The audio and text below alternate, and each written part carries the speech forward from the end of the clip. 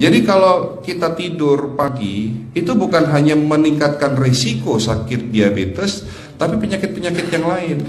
Dan satu hal, Rasulullah mengatakan, jika kita tidur setelah sholat subuh akan meningkatkan risiko pikun, Pak. Pikun loh, Bu. Ya, Pak. Gampang pikun. Lah kalau kita sholat subuh menjelang maghrib setelah asar, apa yang terjadi? Islam melarang, kita dilarang oleh Nabi kita tidur menjelang maghrib, betul? Bukan karena nanti ketindihan setan, bukan ya. Secara medis diketahui bahwa orang yang kebiasaan tidur antara asar sampai maghrib itu akan menurunnya daya tahan tubuh. Jadi gampang sakit infeksi, Pak, kalau Bapak tidur menjelang maghrib. Kalau sekali lagi setelah sholat subuh gampang pikun, aliran darah ke otak itu tersumbat, ya, jadi stroke penyakitnya. Tapi kalau tidur setelah asar sebelum maghrib, itu daya tahan tubuh kita akan menurun. Jadi gitu ya jawabannya, Bu. Justru ini yang paling penting, materi terakhir ini 6 langkah praktis.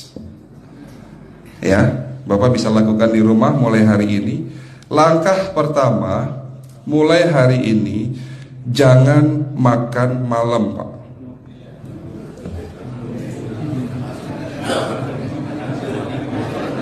Ya, ala bisa karena biasa. Memang awalnya sulit, yang sudah kebiasaan makan malam itu sulit. Alasannya nanti nggak bisa tidur, Dok, betul ya? Nanti perutnya kembung, mual dan sebagainya. Itu karena kebiasaan. Dulu pun saya begitu. Tapi kalau sekali-sekali boleh, Pak. Misalnya diundang hajatan gitu, tetangga ada yang kawinan, hajatan, ya udah apa-apa, menghargai itu makan malam. Tapi sekali-sekali itu. Tapi kalau tiap hari ini yang tidak boleh, betul ya, Pak? Jangan makan berlebihan dan jangan makan malam. Makan sate boleh nggak, Pak? Boleh, siapa bilang nggak boleh? Sate itu, Bapak tahu daging kambing. Daging kambing, daging domba adalah makanan sehat, tidak berkolesterol.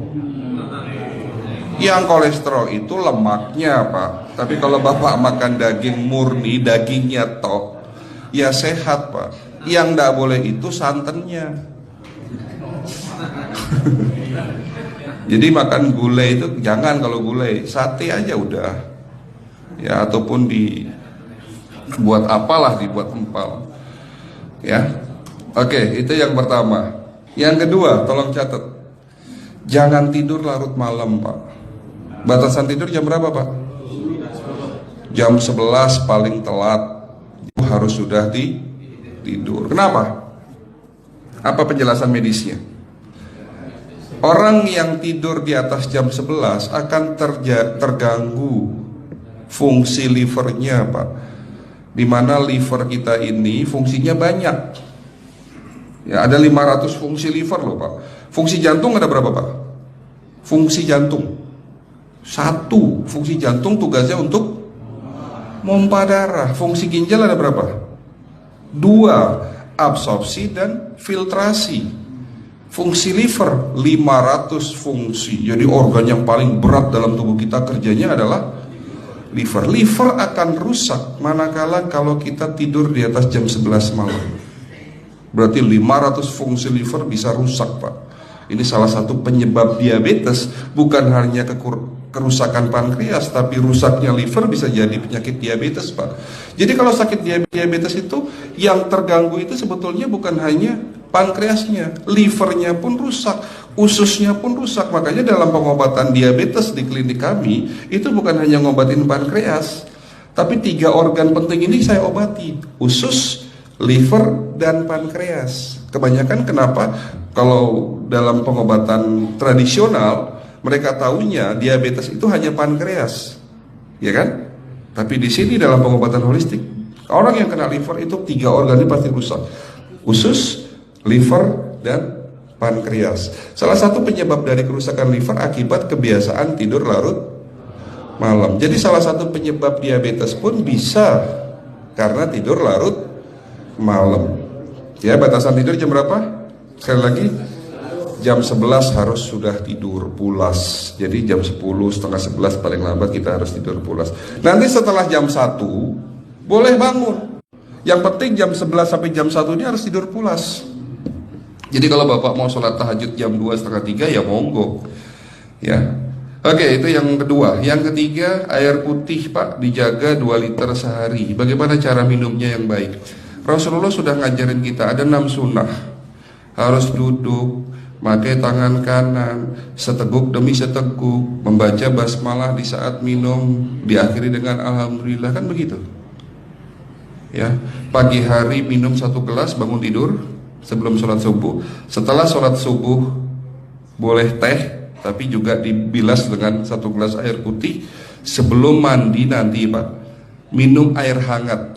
Kalau Bapak mandinya pakai air dingin boleh, tapi sebelum mandi minum air hangat, biar tubuh kita ini jangan terlalu dingin di saat kita kena air dingin.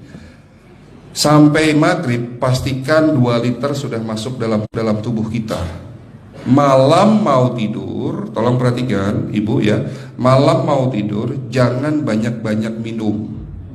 Nggak boleh minum malam itu segelas sampai 2 gelas mau tidur. Cukup seteguk 2 teguk saja.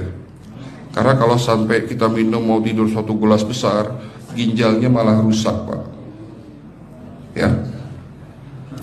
Oke, itu yang ketiga. Yang keempat, puasa. Lakukan puasa secara rutin, insya Allah kita sehat. Nah, untuk penjelasan atau materi puasa nanti bisa hubungin staf saya.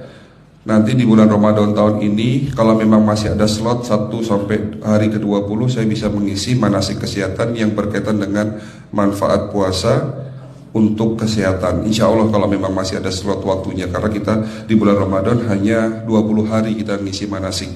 Ya, oke, itu yang keempat. Langkah keempat. Langkah 1, 2, 3, 4. Langkah kelima. Nah, sebelum saya menjawab yang kelima, saya ingin membacakan sebuah sabda Rasulullah. Rasulullah bersabda, di dalam tubuhmu ada segumpal daging. Jika segumpal daging itu sakit, akan sakitlah seluruh tubuhmu. Dan jika segumpal daging itu rusak, akan rusaklah seluruh tubuhmu. Apa itu segumpal daging?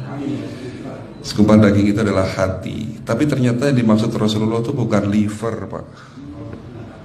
Yang dimaksud Rasulullah adalah hati kita, roh kita, jiwa kita, perasaan kita. Kalau hati kita rusak, kita banyak penyakit hati, iri, dengki, sombong, takabur dan sebagainya. Penyakit fisik akan muncul dalam tubuh kita. Ya, tidak ada orang stres itu sehat, betul enggak Pak? Tidak ada orang yang suka marah-marah itu sehat, betul enggak? Bahkan Rasulullah mengajar senyum adalah ibadah. Senangkan orang lain, permudah urusan orang lain, insya Allah kita sehat. Ya, jadi itu langkah ke-5. Langkah 1 sampai langkah ke-5 sifatnya individual. Bapak bisa lakukan sendiri di rumah. Tapi langkah ke-6 ini butuh bantuan pihak dokter atau rumah sakit. Kira-kira langkah ke-6 apa Pak? Lakukan pemeriksaan sebelum sakit. Jadi periksa itu jangan nunggu sakit baru periksa. Jangan seperti kayak Bu Ustazah tadi, diajak periksa, jawabannya takut ketahuan penyakitnya. Setelah stroke baru datang ke klinik untuk minta diperiksa. Kalau sudah stroke susah nggak nyembuhinnya Pak? Kata kayak beliau nih, sudah 2 tahun tidak sembuh-sembuh karena sudah terlanjur stroke. Tapi kalau beliau melakukan general check up, mohon maaf ya Pak, kalau beliau melakukan general check up rutin, insya Allah tidak akan kena stroke, karena sebelum stroke sudah diobati dulu. Karena stroke ini bisa kita lihat dalam scanning dengan alat yang saya punya, insya Allah kelihatan ini. Oh ini sudah mulai ada tanda-tanda mau penyumbatan, buru-buru diobati. Memang takut Pak, tapi pesan saya jangan takut. Ya, lakukan pemeriksaan supaya kita tahu, supaya kita kenal. Gitu ya Pak. Jadi kira-kira di jemaah ini ada enggak yang mau saya ajak periksa kita semua? Pesan terakhir dari saya, lakukan pemeriksaan sebelum terlambat. Ini pesan saya dan pesan seluruh dokter di dunia sebetulnya. Lakukan pemeriksaan sebelum terlambat. Ya, karena dengan kita melakukan pemeriksaan kita akan kenal tubuh kita. Kalau sudah kenal kita akan sayang sama tubuh kita. Betul Pak? Ada pepatah mengatakan tidak kenal tidak sayang. Cukup sekian dari saya. Mohon maaf kalau penyampaian kami kurang baik. Akhirul kalam, wabillahi taufiq wal hidayah. Wassalamualaikum warahmatullahi wabarakatuh. Kalau ada pertanyaan masalah teknis nanti langsung